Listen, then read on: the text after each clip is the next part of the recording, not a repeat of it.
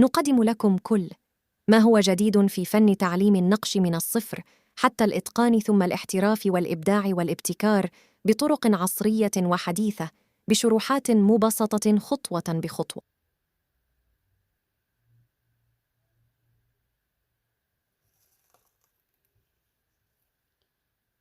السلام عليكم ورحمة الله وبركاته.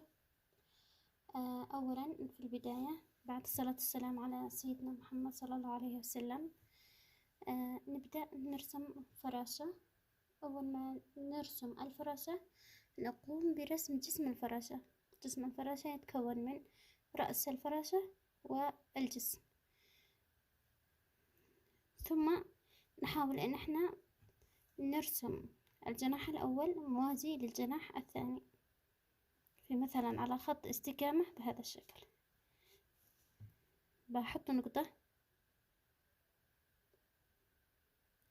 بعدين بشكل خط مستقيم الجناح الثاني يوازي الجناح الأول. خلاص احنا الآن ماشيين على خط مستقيم عشان الارتفاع يكون للجناحين بنفس الشكل بنفس المستوى. نبدأ نرسم الجناح الأول،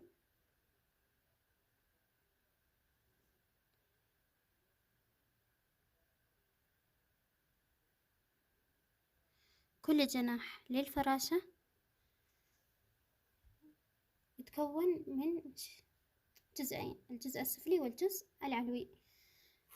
شوفن على حسب النقطة اللي عملناها نقوم الآن لعند النقطة اللي سويناها،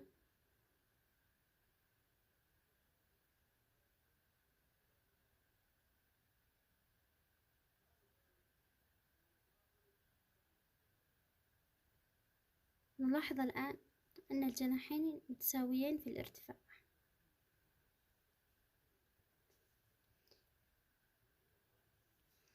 الآن نعمل نقطة للجناح الأول نهايته مع نقطة الجناح الثاني في الأجزاء السفلية للفراشة.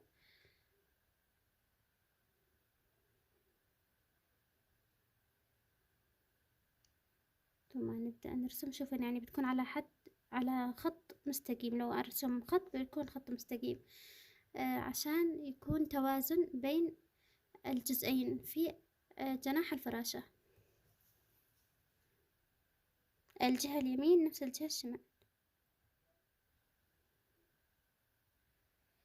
ضروري وجود المسافة بين الجناح الأول اللي هو العلوي والجناح السفلي. شوفوا كيف حطيت مسافة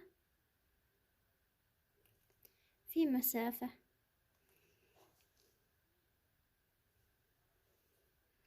والجناح الثاني بنفس الطريقة.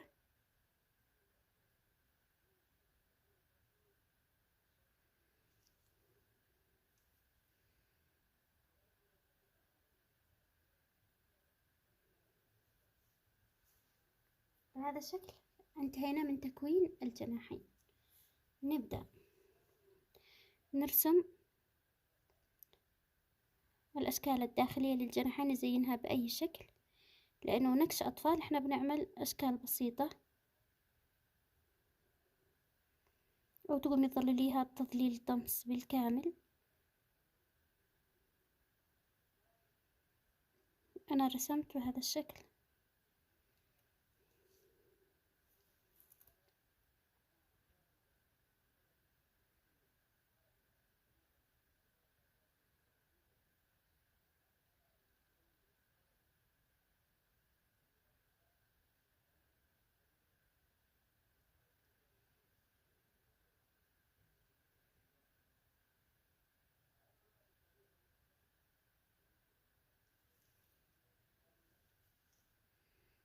بعد التكوين الجناحات نبدأ نرسم الزخارف للجناحين، إذا كنت حابة أضيف لها شكل زخرفي، أو مباشرة أظلل تظليل بالكامل تعبئة بالكامل للجناحين.